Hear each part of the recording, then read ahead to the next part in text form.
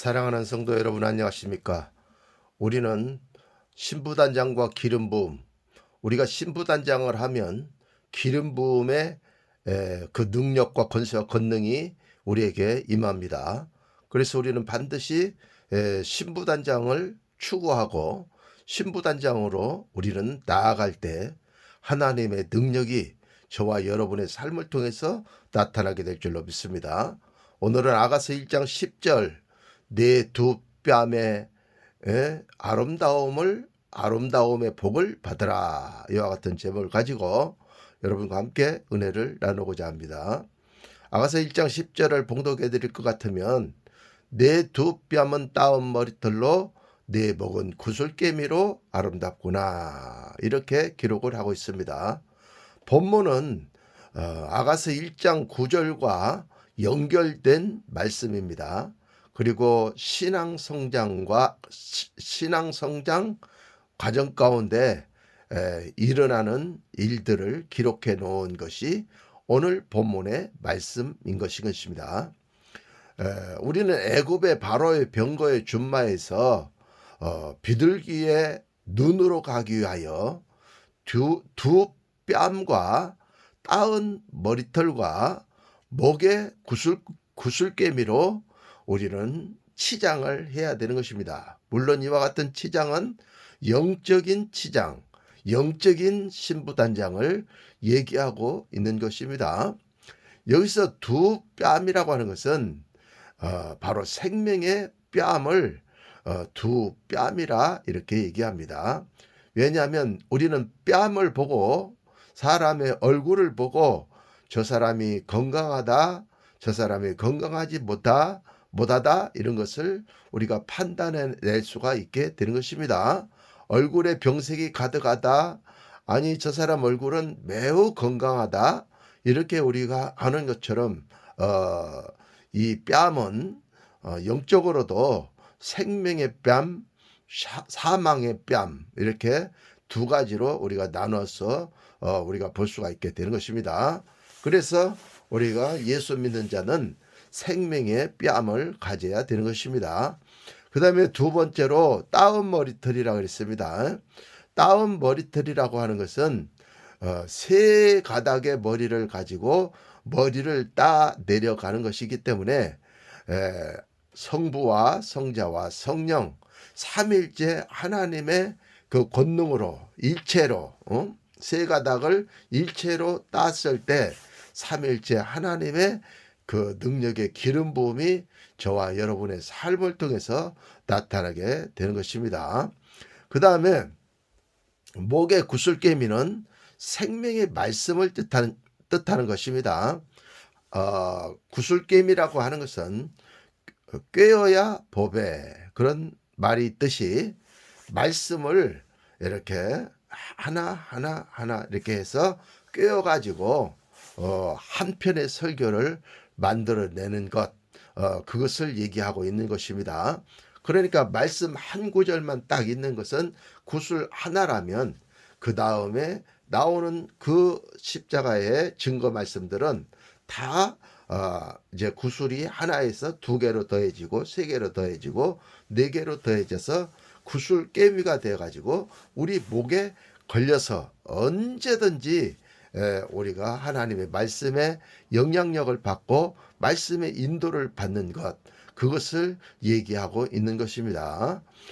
그러므로 오늘 두 뺨은 따은 머리털로 내 목은 구슬깨미로 아름답구나 이렇게 기록을 하고 있는 것입니다. 그러면 오늘 아가서 1장 10절에 관주는 어디로 되어 있습니까? 아가서 5장 13절 말씀으로 되어 있습니다. 뺨은 향기로운 꽃밭 같고 향기로운 푸른덕과도 같고 입술은 백합화 같고 모략의 집이 뚝뚝 떨어진다 이렇게 되어 있습니다.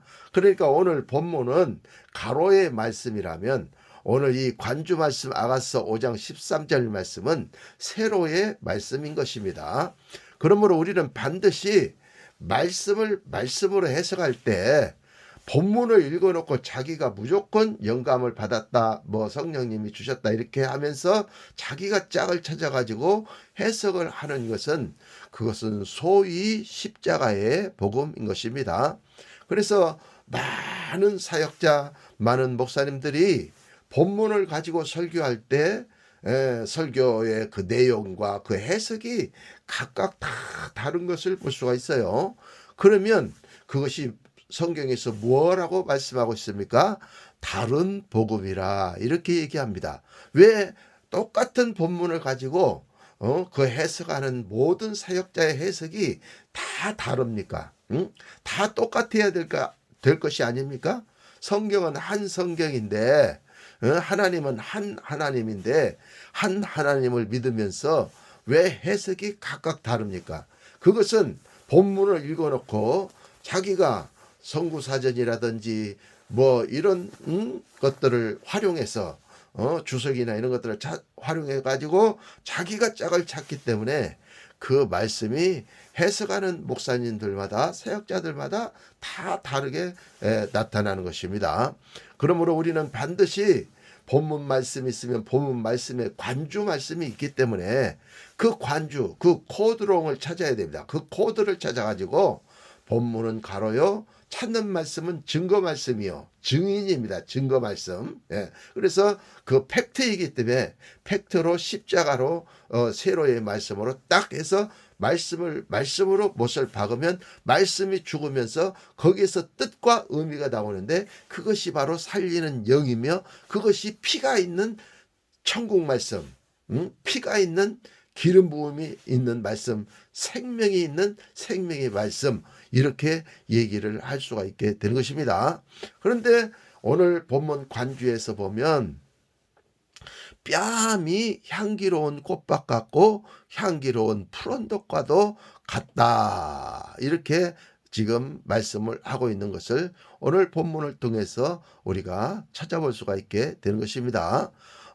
이렇게 향기로운 꽃밭 같고 향기로운 푸른덕과 같이 화려하고 얼굴이 아름답고 싱그러운 푸른덕과도 같고, 생명이 이 싱그러운 푸른덕, 푸른 녹색이기 때문에 생명을 뜻하고, 향기로운 꽃밭은 얼굴이 꽃이 확 핀 것처럼 아름다운 것을 뜻하는 것입니다. 예, 그렇기 때문에 이 뺨은 생명을 나타내는 뺨이다, 그 말입니다.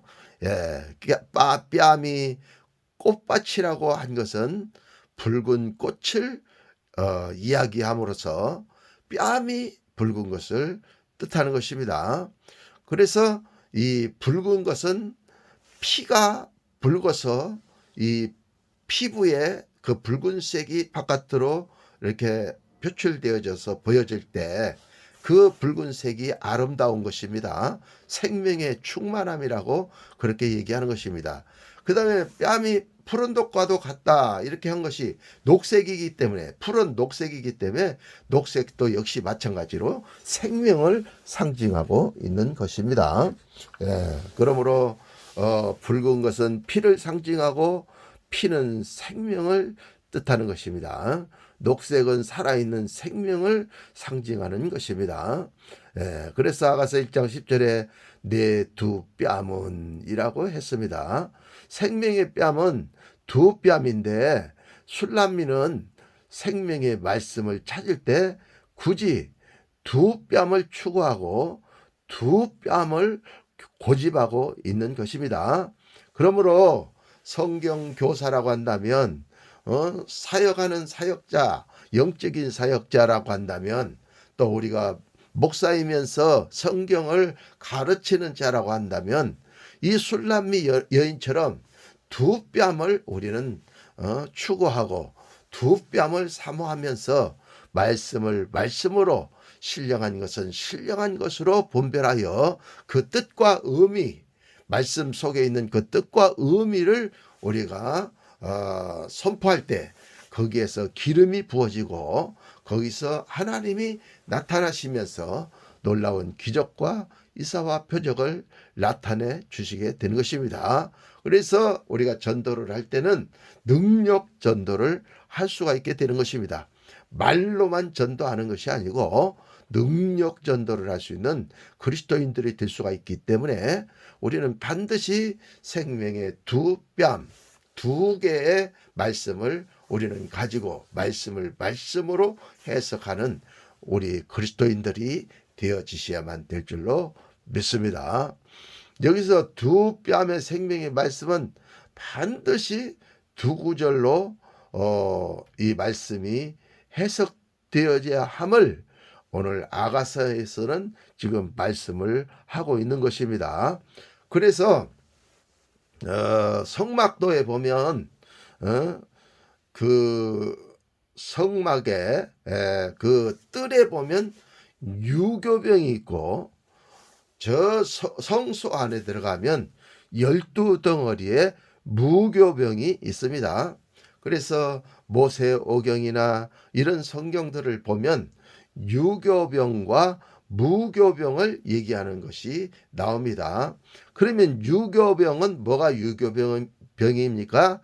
섞여 있을 유자를 쓰고 또 떡병자를 쓰는 것입니다. 그래서 하나님의 말씀이 떡이 생명의 떡이 섞여 있다, 누룩이 섞여 있다 이 얘기입니다.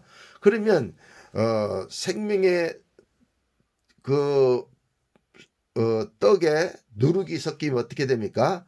말씀이 부풀어 오르게 됩니다. 이걸 갖다가 뭐라고 얘기합니까? 거품이라고 얘기합니다. 거품을 걷어내고 그 속에 있는 깨끗한 떡을 우리는 먹어야 되는 것입니다. 그런 떡이 무슨 떡이냐? 무교병 떡입니다. 무교병은 아무것도 섞이지 않는 깨끗한 떡이라는 얘기입니다. 생명의 떡이라는 것이에요. 그래서 12덩어리 떡이 성소 안에 들어가면 떡상 위에 12덩어리의 생명의 떡이 무교병으로 있는 것을 볼 수가 있어요. 그러므로 성전 마당 뜰만 받고 왔다 갔다 하는 사람들은 유교병 떡을 먹고 신앙생활하는, 섞인 것을 먹고 신앙생활하는 자요. 성소에 들어가서 무교병을 먹고 신앙생활하는 사람들은 섞이지 않는 깨끗한 생명의 떡을 먹고 신앙생활하는 자들이라고 보면 되는 것입니다. 가령 유교병 말씀에 누룩이 섞였다 했을 때는 깨끗한 말씀이 말씀으로 해석이 되어졌을 때 신령한 것은 신령한 것으로 분별이 되어지는 것인데, 말씀 본문을 읽어놓고 거기다가 내루를 갖다 집어넣고 거기다가 또 교황을 갖다 집어넣고 박고트라든지 또 뭐 베리칩이라든지 뭐 이런 것들을 갖다가 집어넣는 거, 세상 것을 집어넣는 거, 그것이 거룩한 말씀에 세상 것이 섞였다. 포도주에 물이 섞였다. 이사야 1장에. 또 은혜 찌기가 끼었다. 이렇게 얘기를 하는 것입니다. 그러므로 우리는 은혜 찌기를 다 걸러내고 맑은 은으로 목걸이를 해서 목에 딱 걸면 번쩍번쩍 목걸이가 빛이 나게 되어 있는 것입니다. 그래서 모든 것이 섞여 있으면 안 됩니다. 섞여 있으면 24금 뭐 18금 뭐 이러잖아요. 근데 정금이 있다고 말이에요. 정금, 섞이지 않는 깨끗한 정금이 있어요. 정금이 빛이 나가지. 18금도 있고 24금도 있어. 그건 아직 불순물이 다 빠지지 않았다는 얘기예요. 금은 금이나 다 빠지지 않았다는 것이죠. 이런 것들이 바로 유교병을 얘기하는 것입니다. 그러나 무교병은 정금입니다. 맑고 깨끗합니다. 깨끗한 은입니다. 찌기가 끼지 않았습니다. 포도주에 물이 섞이지 않았습니다. 물 섞인 포도주는 맛이 없습니다. 그러나 물 섞이지 않는 오래 숙성된 와인은 맛이 있습니다. 몸에도 좋고 맛도 있습니다. 그래서 우리는 반드시 말씀을 말씀으로 해석을 해야 무교병이 되지, 그냥 본문만 읽어놓고 자기가 이럴 것이다 해가지고 그걸 갖다가 막 신령하게 성령님이 주셨다고 하면서 그것을 인용을 하게 되면 그것이 바로 유교병이 되어버리고 마는 것입니다. 그러므로 관주를 찾아서 100사람의 목사님들이 1000사람의 목사님들이 관주를 찾아서 말씀을 해석하면 1000명의 해석이 다 똑같을 것입니다. 10,000명이 해석하는 게 다 똑같을 것입니다. 전 세계의 모든 목사님이 그렇게 해석하면 모든 성경이 다 똑같을 것이며 그렇게 되면 시기 질투도 없어지게 될 것입니다. 이 교회 저 교회 왔다 갔다 할 필요도 없습니다.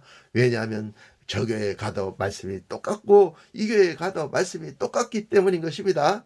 그러나 다른 복음은 이 교회에 가도 틀리고 같은 본문을 가지고 설교해도 저 교회에 가도 틀리고 그래서 어떤 것이 진리인지를 몰라가지고 이리저리 진리를 찾아서 헤매 다니는 많은 사람들을 찾아볼 수가 있게 된 것입니다.